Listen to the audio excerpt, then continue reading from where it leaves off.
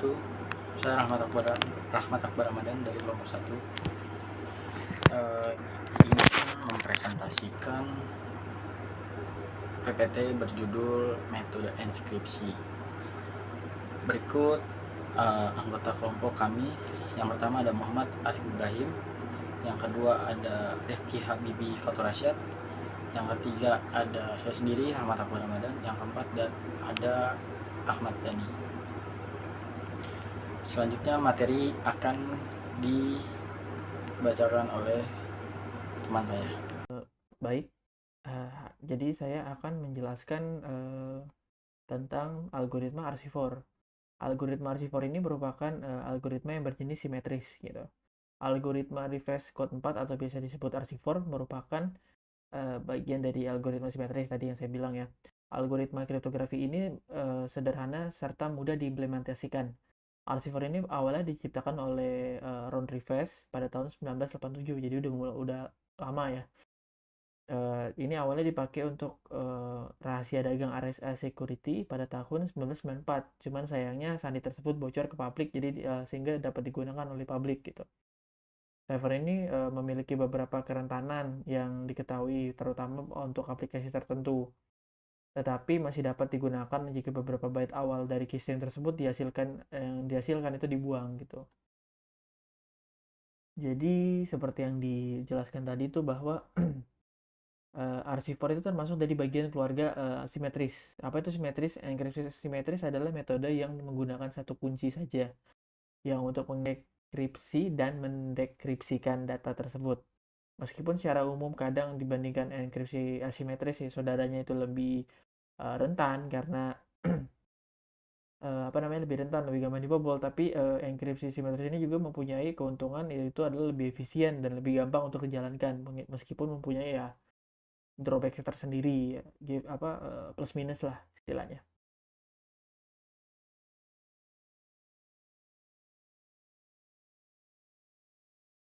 Halo kawan-kawan, di sini saya akan menjelaskan algoritma dari enkripsi RC4 ya.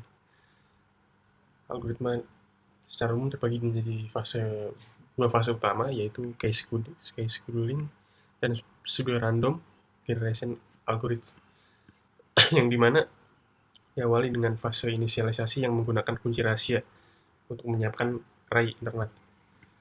Sering disebut state array yang terdiri dari 256 byte. Lalu fase penghasilan stream kunci dan sekaligus pendeskripsian data keystream yang dihasilkan kemudian di-XOR-kan dengan plain text untuk mendapatkan ciphertext atau di-XOR-kan dengan ciphertext untuk mendapatkan plain text. Lalu contoh enkripsi data RC4 ini dipakai untuk protokol keamanan Wi-Fi ya, yang generasi pertama. Lalu menjadi salah satu cipher yang paling pernah digunakan dalam protokol transport layer security untuk mengamankan komunikasi web seperti SSL ya, WPA Wi-Fi Protected Access.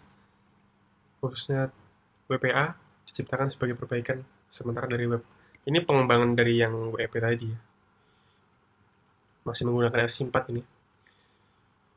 Microsoft Point-to-Point Encryption digunakan untuk mengenkripsi data dalam jaringan virtual private network.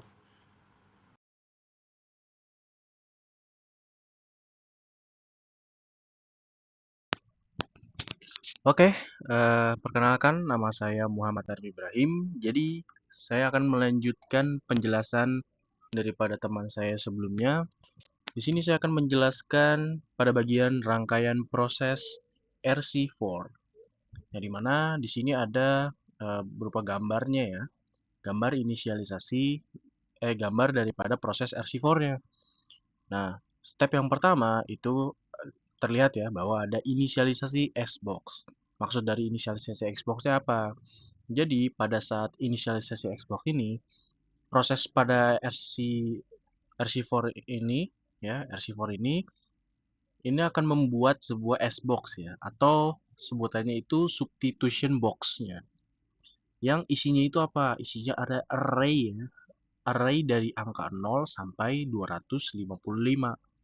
Yang dimana totalnya itu adalah 256 byte ya kalau di total ya. Nah, tujuannya apa sih? Ya tujuannya dari proses ini adalah untuk ngebentuk tabel substitusi ya, awal yang nantinya akan dimutasi ini berdasarkan kunci. Nah, lalu di sini ada proses selanjutnya adalah simpan key ke dalam key byte array. Maksudnya apa? Jadi simpan key ini ke dalam key byte array. Jadi kunci atau key-nya itu yang dikasih oleh pengguna atau user atau kita lah. Misalnya kita inputkan password ya. Nah, kita udah ngasih ini key-nya nih. Nah, key-nya ini bakalan disimpan oleh RC4 ini dalam bentuk apa? Dalam bentuk array byte ya. Nah, dengan panjang antara 1 sampai yang tadi, 1 sampai 256 byte tadi. Kalau panjang kuncinya lebih pendek daripada 256 atau batas maksimalnya, maka kuncinya bakal diulang lagi sampai panjangnya itu penuh gitu. Jadi misalnya ada kunci 1, 2, 3, ya kan? Nah, mentok di 1, 2, 3. Tapi karena apa namanya masih lowong banyak ya, artinya kan masih banyak yang kepake ya dari 256 tadi. Maka dia akan mengulang lagi. Dia akan ngisi lagi tuh dari 1, 2, 3, isi lagi dari awal 1, 2, 3, terus isi sampai penuh. Kurang lebih seperti itu. Nah, lalu ke proses yang ketiga adalah proses permutasi untuk Xbox-nya. Tadi kan inisialisasi Xbox ya, jadi dia itu ngebuat tabelnya. Nah, sekarang proses permutasi untuk Xbox ya. Nah, langkah ini bisa disebut juga dengan Key Scheduling Algorithm ya, atau KSE singkatannya. Fungsinya apa ya? Proses ini berfungsi untuk melakukan permutasi terhadap isi Xbox-nya. Jadi isinya ya. Kita lakukan mutasi pakai apa? Kita pakai nilai-nilai dari array kuncinya atau key-nya gitu. Jadi tujuannya ada tahap ini pada RC4 ini ya, prosesnya adalah untuk ngecampur nih kunci dengan table S yang kita buat ya. Jadi biar hasilnya itu jadi acak gitu, urutan acak gitu. Yang tadinya udah kebentuk, nah sekarang diacak, kurang lebih gitu. Nah, proses yang terakhir itu adalah generate pseudo random byte stream. Jadi pseudo random byte stream ya, itu prosesnya kurang lebih setelah Xbox-nya tadi udah dimutasi ya. Tadi kan Xbox-nya udah selesai dimutasi nih. Maka RC4 ini akan masuk ke tahap yang namanya pseudo random generation algorithm yang tadi ya, generate ya, PRG ya. Nanti ini tuh bakalan ngasilin deret byte acak lagi atau key stream lah sebutannya kalau deret byte acak ya. Tapi berdasarkan apa deret byte acak ya? Ya berdasarkan Xbox yang sudah dimutasi tadi. Nah, sekarang kita akan lanjut ke bagian kesimpulan. Jadi kesimpulan daripada materi yang sudah disampaikan oleh teman-teman saya, termasuk saya, adalah RC4 ini atau metode enkripsi RC4 ini merupakan algoritma yang revolusioner gitu. Karena apa? Karena RC4 ini sederhana dan cepat. Ya, meskipun ya, karena ada beberapa kelemahan yang ditemukan gitu. Apalagi untuk uh, apa dieksploitasi dalam standar WiFi yang lama ya tentunya dan juga TLS. Nah, RC4 ini ya memang udah nggak boleh digunakan lagi, dipakai lagi lah untuk mengamankan data, apalagi untuk komunikasi modern.